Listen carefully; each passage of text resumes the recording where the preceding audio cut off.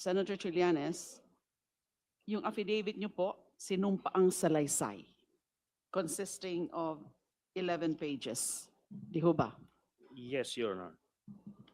At meron din mga dokumento po kayong inilakip sa inyong affidavit upang patunayan ang statement ninyo dito.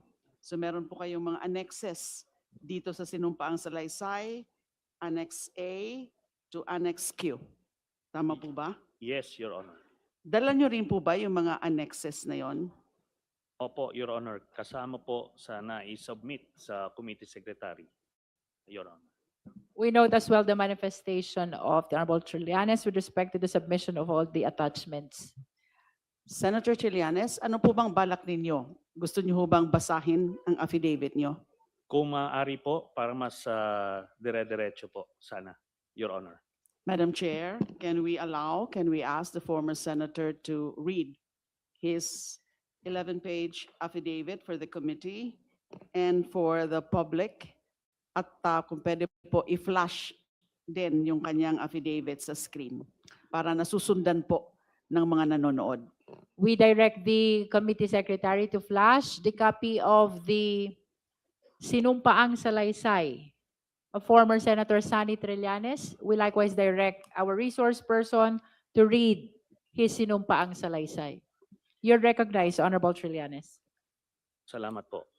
Ako po si Antonio Sonny Fuentes Trillanes IV, Pilipino, may sapat na gulang at naninirahan sa 42 Ninang Virginia Street, BF Homes, Barangay 169, Caloocan City, Philippines.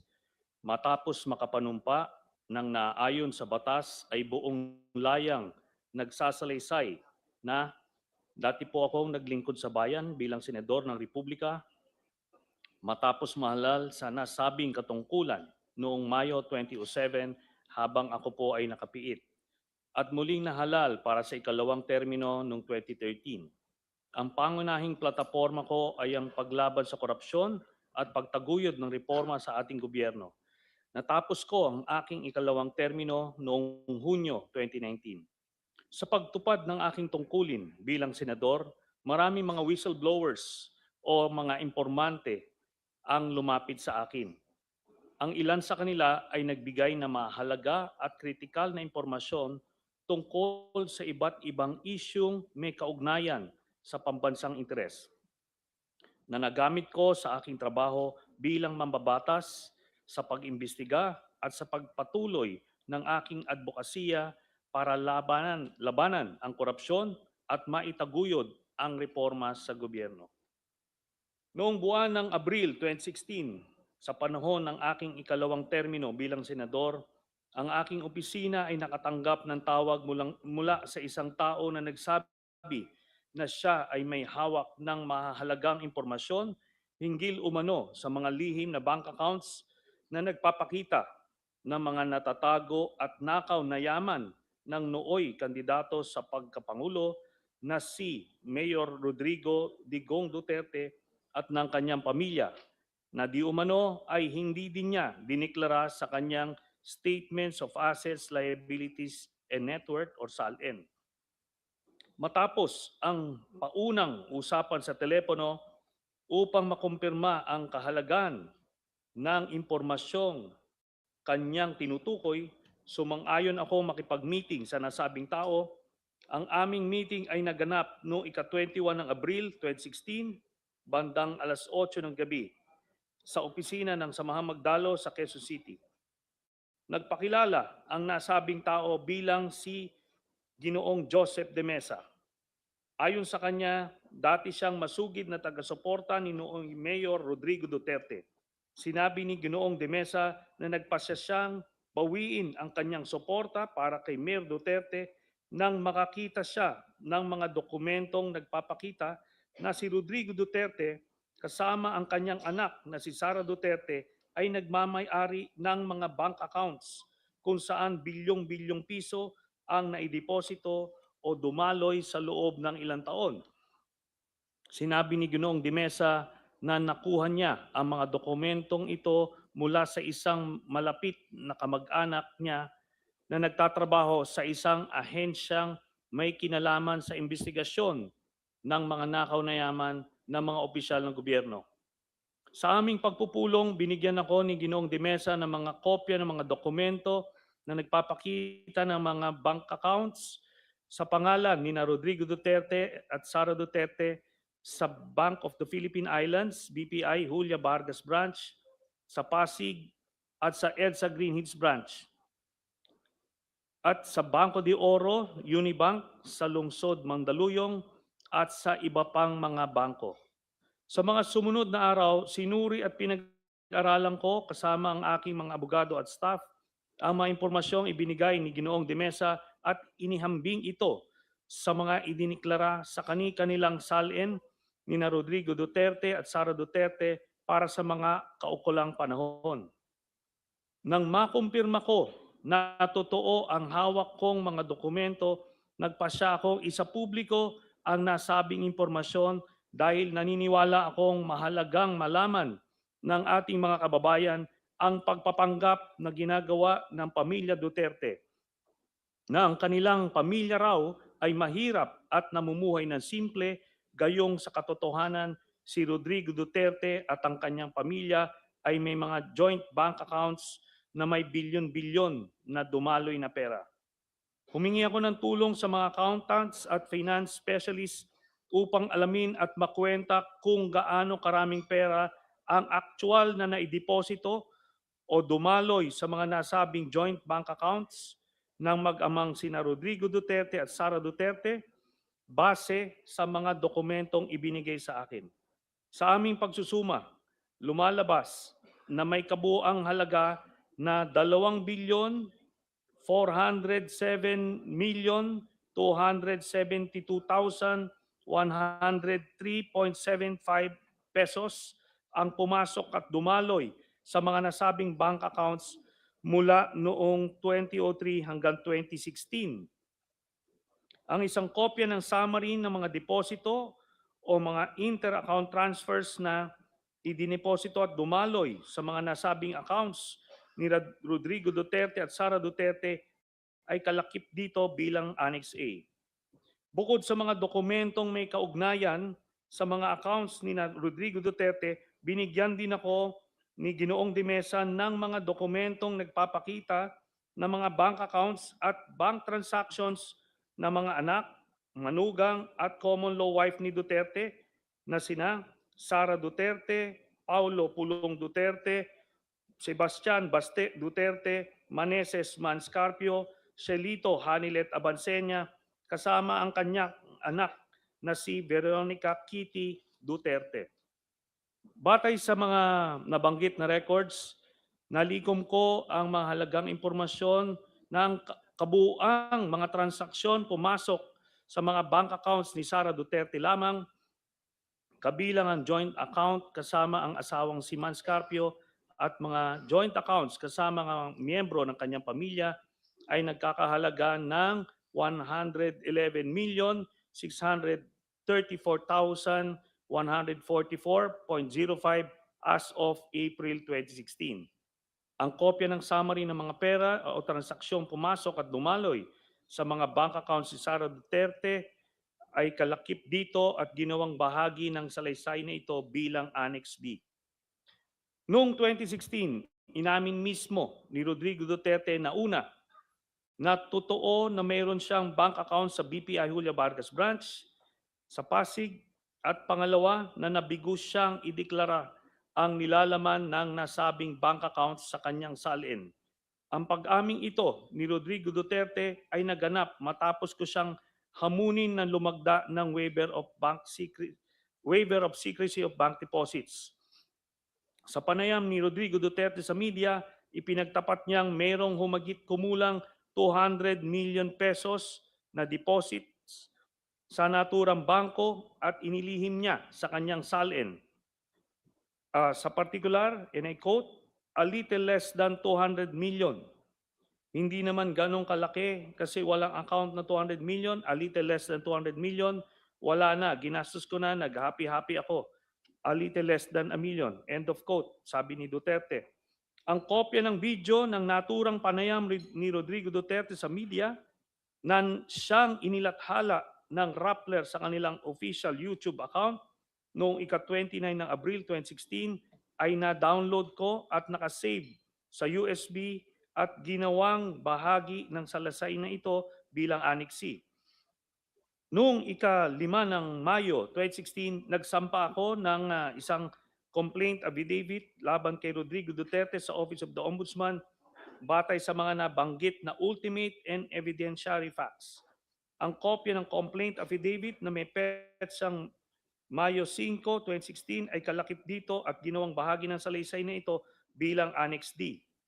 Noong 2017, sa panahong panunungkulan ni Rodrigo Duterte, matapos suriin ang aking reklamo, iniulat ni overall Deputy Ombudsman Melchor Arthur Carandang na merong sapat na batayan upang ituloy ang investigasyon hinggil sa malalaking bank deposits ni Rodrigo Duterte at ang kanyang mga anak at common law wife na si Hanilet Abinsenya, kabilang na rin si Sara Duterte. Ang printed na kopya ng artikulong tungkol sa nabanggit na pag-ulat ni overall Deputy Ombudsman Melchor Arthur Carandang na may sapat na batayan upang ituloy ang investigasyon na siyang inilathala ng GMA News Online noong ika-27 ng September 2017 na may caption na Ombudsman starts probe on Duterte's wealth after finding basis in Trillanes complaint, ay kalakip dito at ginawang bahagi ng salaysay na ito bilang Annex E. Bukod pa rito, sa isang public statement sa media, kinumpirma ni overall Deputy Ombudsman Carandang na magkapareho o similar ang nilalaman ng mga listahan ng bank transactions ng pamilya ni Rodrigo Duterte na isinama ko sa aking complaint at mga records at bank accounts ng pamilya Duterte na na-turn over sa kanya ng Anti-Money Laundering Council sa kanyang pag-iimbestiga. Ito ay nireport ng GMA News Online sa isang artikulo na lumabas noong ika-28 ng September 2017 na may caption na Duterte Wealth Documents from AMLAC similar to what Trillanes has, Ombudsman. Ang printed na kopya ng nabanggit na artikulo ay kalakip dito at ginawang bahagi ng salaysay na ito bilang Annex F. Dahil dito, si overall Deputy Ombudsman Carandang ay agad na suspinde at kalaunan ay pinatanggal sa tungkulin sa utos ni Rodrigo Duterte. Kaya natigil ang kanyang pag-imbestiga sa mga bank accounts at tagong yaman ng pamilyang Duterte. Ito ay inireport ng Philippine Daily Inquirer sa kanyang artikulong lumabas noong ika-1 ng Agosto 2018 na may caption, Malacanang Fires Deputy Ombudsman Carandang.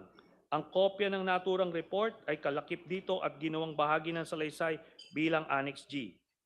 Ang mga kopya ng mga summary ng mga transaksyon ng bangko ni Sara Duterte, Rodrigo Duterte, Pulong Duterte, Baste Duterte at ang common law wife ni Rodrigo Duterte na si Hanilet Abinsenya kasama ang kanilang anak na si Kitty Duterte ay kalakip dito at ginawang bahagi ng salaysay na ito bilang Annex H, H1, H2, H3 at H4.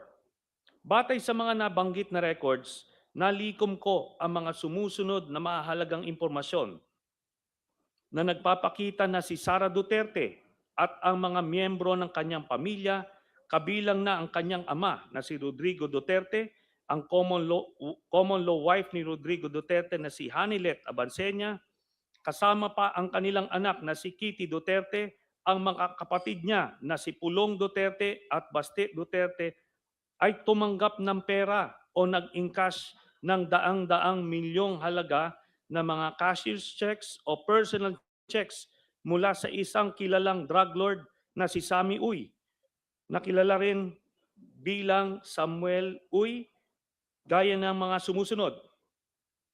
On March 17, 2011, nakatanggap si Sara Duterte ng 7,440,846.07 pesos mula sa drug lord na si Sammy Uy. Noong 25 October 2011, nakatanggap muli si Sara Duterte ng kaparehas na amount na 7,440,846.07 mula sa drug lord na si Sammy Uy. And after 6 months, nakatanggap muli si Sara Duterte, April 24, 2012, nakatanggap si Sara Duterte ng parehas na amount, 7,440,846.07. Ang total na tanggap ni Sara Duterte mula Excuse kay me. drug lord na Sammy Uy ay 22 Excuse me, million. Senator Trillanes, Yes. sandali lang po, meron lang pong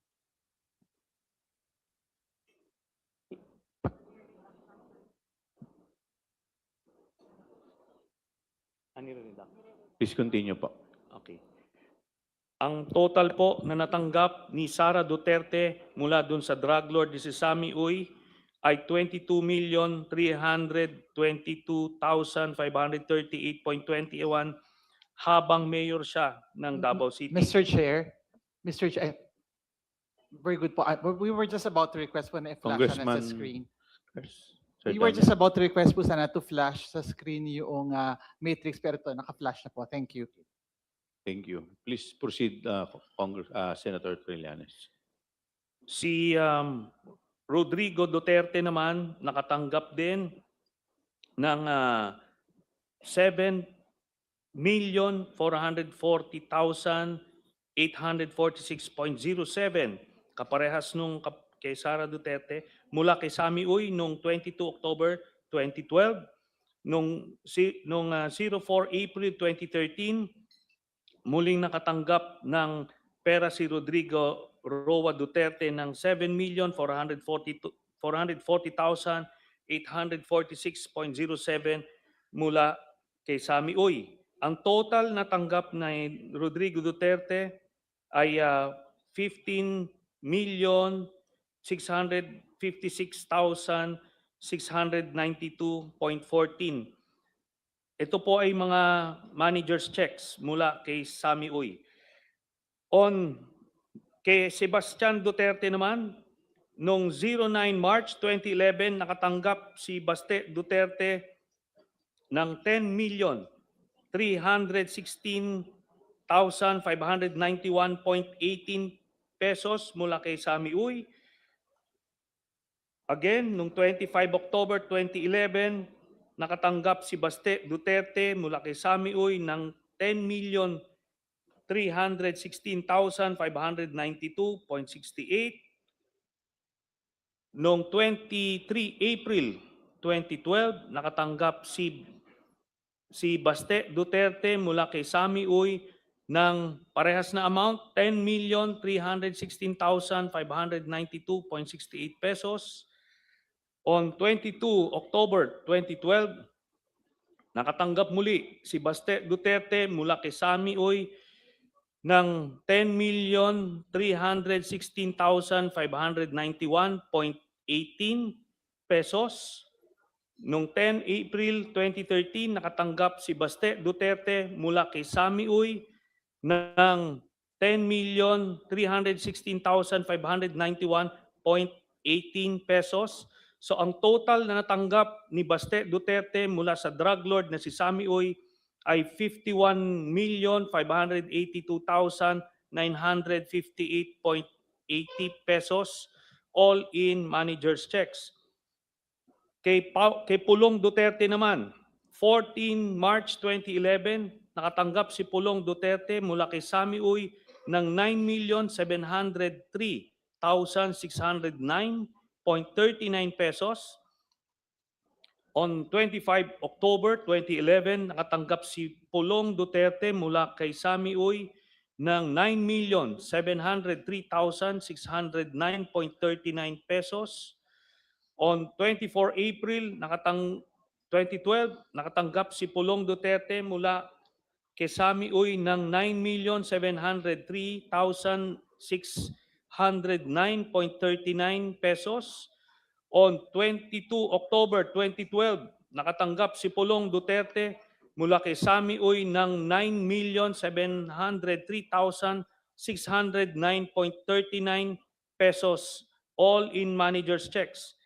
Ang total na natanggap ni Pulong Duterte mula sa drug lord na si Sammy Uy ay 38,814,437.65 pesos. On March 29, 2011, nakatanggap naman si Hanilet Abansenya mula kay Sammy Uy ng 10,655,371.81 pesos. On 25 October 2011, nakatanggap si Hanilet Abansenya joint with Kitty Duterte ng 10,655,371.81 pesos mula kay Sammy Uy.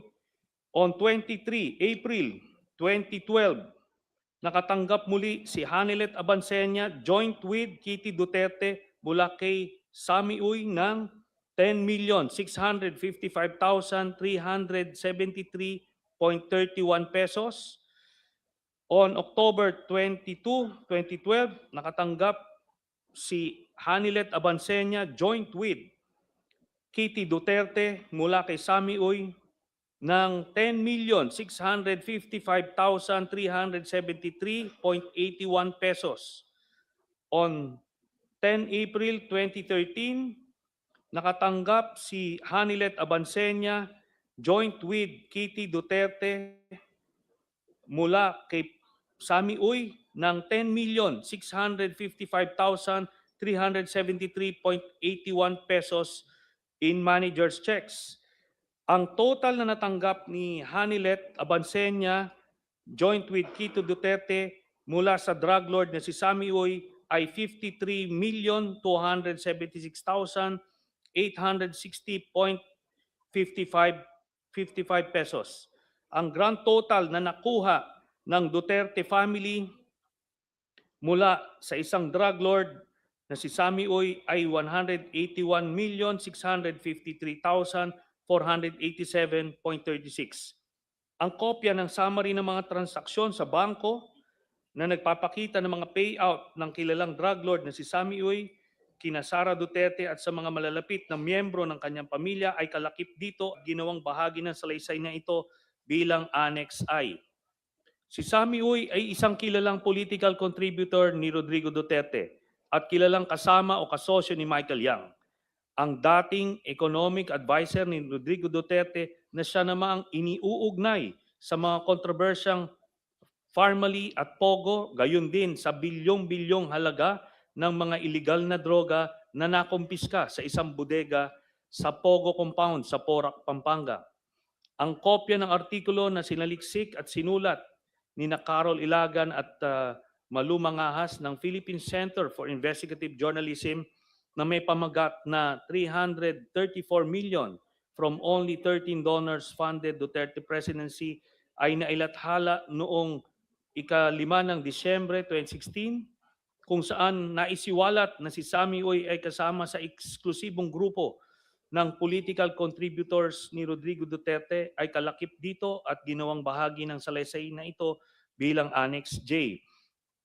Bukod dito, ang mga larawan ni Sammy Uy kasama si Rodrigo Duterte at o Sara Duterte ay kalakip dito at ginawang bahagi ng salaysay na ito bilang Annexes K series.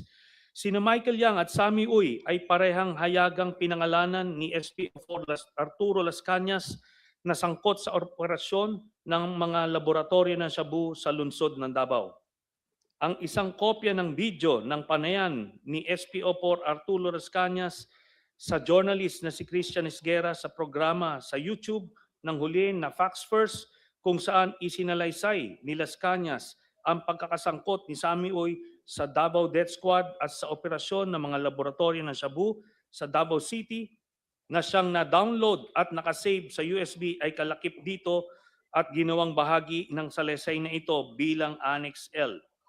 Dagdag pa rito, ang kopya ng video ng press conference ni SPO4 Las Cañas gamit ang Zoom na may petsang ika-31 ng Enero 2024 kasama si Aris Ilagan ng Pilipinas Today, kung saan inilarawan ni Ginoong Las Cañas ang laboratorio ng Shabu na matatagpuan sa Dumoy, Davao City na may pagmamayari at pinamamahalaan ni Sami Uy, Michael Yang at Rodrigo Duterte at na-download at nakasave sa USB ay kalakip dito at ginawang bahagi ng salaysay na ito bilang Annex M. Gayun din, ang kopya ng video ng press conference ni SPO4 Las Cañas gamit ang Zoom na may petsa ika-31 ng Enero 2024 kasama si Aris Ilagan ng Pilipinas Today kung saan ibinunyag ni Ginoong Las Cañas ang isa pang laboratorio ng shabu na matatagpuan sa Green Heights Subdivision ng pagmamayari at pinamamahalaan din ni Sami Uy at Michael Yang. Ganon din ang pagpaslang ng mga kawawang construction workers doon na na-download at nakasave na sa USB at kalakip dito ginawang bahagi nito bilang Annex N. Si Ginoong Las Cañas ay kusang loob na umaming isa siya sa mga pinuno ng Davao Death Squad at tinanggap bilang testigo ng International Criminal Court sa kasong may kinalaman sa extrajudicial killings laban kay Rodrigo Duterte. Kailanman ay hindi itinanggi ni Duterte ang mga paratang ni Ginoong Las Cañas na makailang beses na lumabas sa publiko.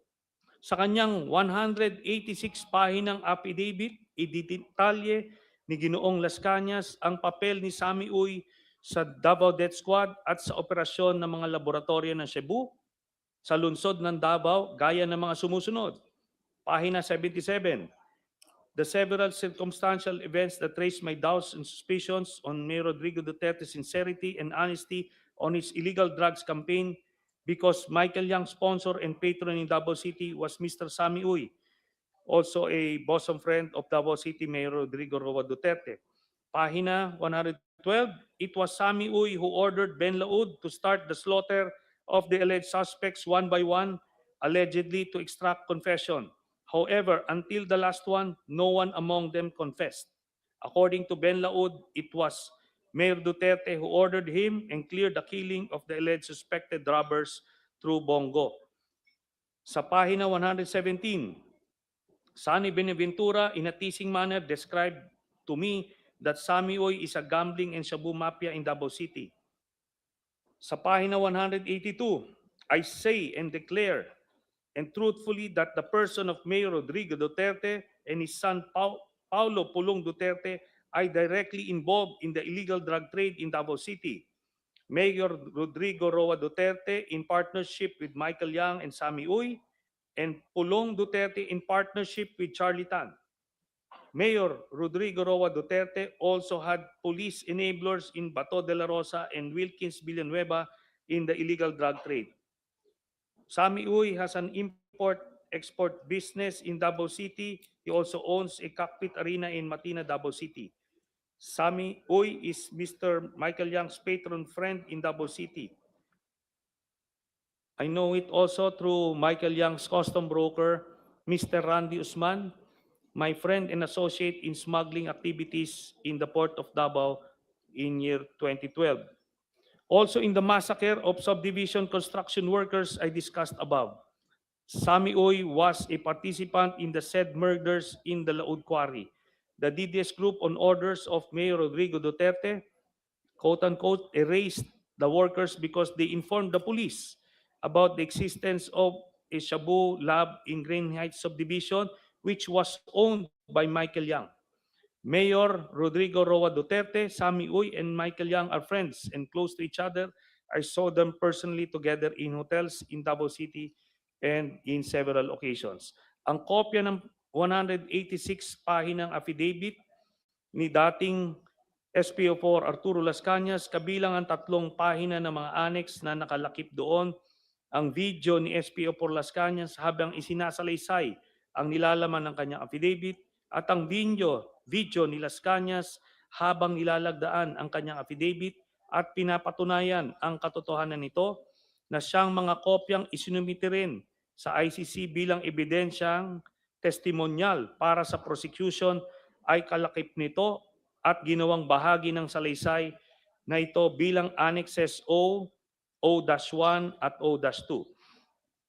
Ang mga transaksyong pinansyal ni Sara Duterte at mga malapit na miyembro ng kanyang pamilya na naugnay kay Sammy Uy at mga tinukoy na mga personalidad na sangkot sa droga ay lubhang nakakabahala.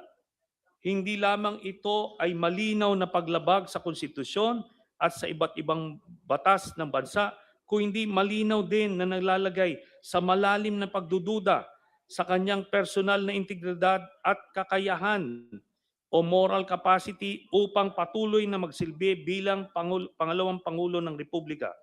Kaya naniniwala ako na dapat lamang panagutin siya at litisin sa pamamagitan ng impeachment. Bahagi ng nabanggit na yaman ni Sara Duterte ay maliwanag na makikita na galing sa payouts ng kilalang drug lord na si Sammy Uy na pumapasok sa kanyang bank accounts at inilihim niya sa kanyang salin mulang 2007 hanggang 2013 at sa taong 2016.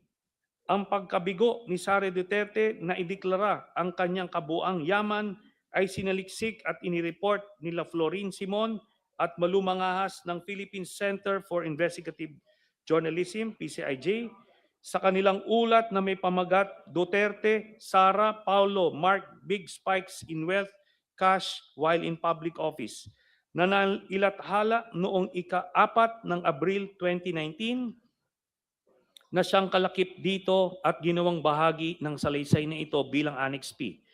Alinsunod sa mga nabanggit na mahalagang impormasyon, isa ako sa mga nagreklamo at nagsampa ng isang verified complaint laban kay Sara Duterte sa Office of the Ombudsman noong ika-21 ng Enero 2026 dahil sa kanyang malinaw na pagkakasangkot sa money laundering at pagkakaroon ng ill-gotten wealth, hindi maipaliwanag at natatagong yaman o suhol na nakakahalaga ng daang-daang milyong piso na maliwanag na hayagang paglabag sa saligang batas at sa mga umiiral na batas. Ang kopya ng verified complaint na may petsang ika-21 ng Enero 2026 ay kalakip dito at ginawang bahagi ng salaysay na ito bilang Annex Q. Sa kabuuan, sa aking pananaw, lumalabas na lahat ng ito ang mga sumusunod. Una, si Sara Duterte ay kasangkot sa korupsyon noong unang pumasok pa lang siya sa gobyerno. Pangalawa, si Sara Duterte ay may mga tagong yaman na nakuha niya sa mga iligal na paraan. Pangatlo, si Sara Duterte ay hindi nagdedeklara ng kanyang tunay na yaman sa kanyang salin. Pang-apat, sina Sara Duterte at ang mga malalapit na miyembro ng kanyang pamilya na sina Rodrigo Duterte, Pulong Duterte, Baste Duterte, Hanilet Abansenya at Kitty Duterte ay tumanggap ng daang-daang milyon na pera mula kay Sammy Uy na isang kilalang drug lord. Sa aking paniniwala, ang lahat ng ito ay pasok sa impeachable offenses ng betrayal of public trust, graft and corruption, at other high crimes na nakasaad sa ating saligang batas. Ang sinumpaang salaysay na ito ay aking kusang loob na isinagawa ng walang naguudyok o panakot bilang patotoo sa lahat ng nabanggit at nakasulat dito bilang aking personal na testimonya sa impeachment hearing ng House Committee on Justice sa kasong impeachment laban kay Sara Duterte at para sa anumang legal na maaaring paggamitan nito. Ito pong sinumpaang salaysay nito ay sinumpaan ko noong April 21, 2026 sa harap ng Notary Public. Salamat po, Mr. Chairman. Thank you, Senator Trillanes. Comsec, please provide copy of sinumpaang salaysay to all the justice members for reference.